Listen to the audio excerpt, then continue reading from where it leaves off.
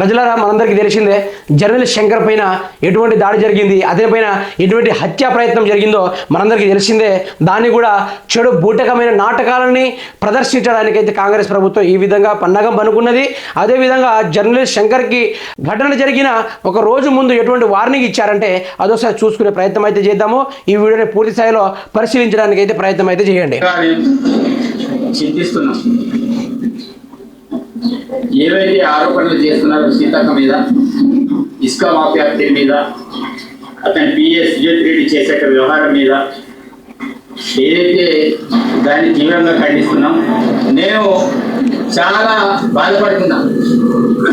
తప్పకుండా చేసేటువంటి ఆరోపణని నిరూపణ కాకపోతే తప్పకుండా ఏదైతే పత్రిక ఉందో తగని మూల్యం చెల్లించక తప్పదు.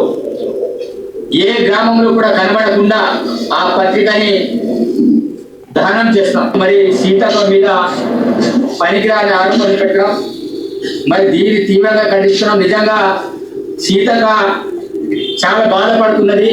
ఆమె బాధను చూసి నేను కూడా చలించలేకపోతున్నాం, బాధపడుతున్నాం. సీతక్క బాధపడుతుందట. సీతక్క బాధపడడానికి ఆడ వార్నింగ్ ఇచ్చాడు, మూల్యాన్ని భరించాలి, ఆ పత్రిక జాడ లేకుండా ధ్వంసం చేస్తామని ఈ విధంగా వార్నింగ్ ఇవ్వడం జరిగింది జర్నలిస్ట్ శంకర్కి. ఇది ఓన్లీ వీడియో మాత్రమే, ఆడియో కాల్స్ లెక్కలేని ఉన్నాయి.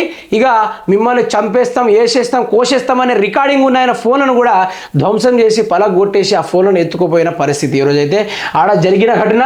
నిన్న వార్నింగ్, నేడు దాడి.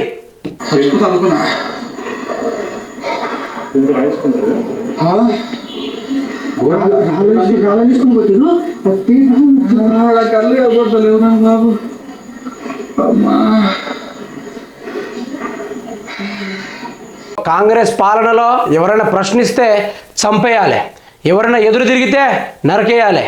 ఇది మనం సినిమాల్లో చూసి ఉంటాం, కానీ ఇది నిజ జీవితాల్లో వాస్తవము. తెలంగాణ ప్రజలకి ఇది ఒకటి అర్థం కావాలి. ప్రజలారా, ఏదైతే మీకోసం పోరాడుతా 24 గంటలు పోరాడుతూ ఉన్నామో ఆ యొక్క వీడియోలను, ఏదైతే నిజాలను బయటికి వెళ్ళి కలెక్ట్ చేసుకుని వస్తున్నామో ఆ దానిపైన ఈ కాంగ్రెస్ వాళ్ళు అయితే చేసిన తప్పులను సర్దిపుచ్చుకోవడానికి ప్రశ్నించే గొంతుకలను జర్నలిస్ట్ శంకర్ని, చిలక ప్రవీణ్ని ఈ విధంగా వేధించడం జరిగింది.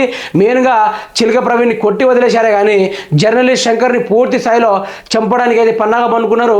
ఆయన అక్కడి నుంచి తప్పించుకొని రావడం వల్ల ఆ గండమైతే తప్పిందని చెప్పుకోవచ్చు, కానీ పూర్తి స్థాయిలో అతన్ని చావబాదడానికి ప్రయత్నం చేశారు. ఆయనను దారుణంగా కొట్టి మరి నోస్ బోన్ ఉంటుందో ఆ బోన్ని బ్రేక్ చేసేంత వరకు కొట్టారు. అసలు శంకరన్ ఆడ నుంచి పారిపోయాడు కాబట్టి, ప్రాణభయంతో పారిపోయాడు కాబట్టి అతను, లేకుంటే పూర్తి స్థాయిలో చంపడానికి అయితే ప్లాన్ వేసుకున్నారు ఈ కాంగ్రెస్ ప్రభుత్వం అయితే.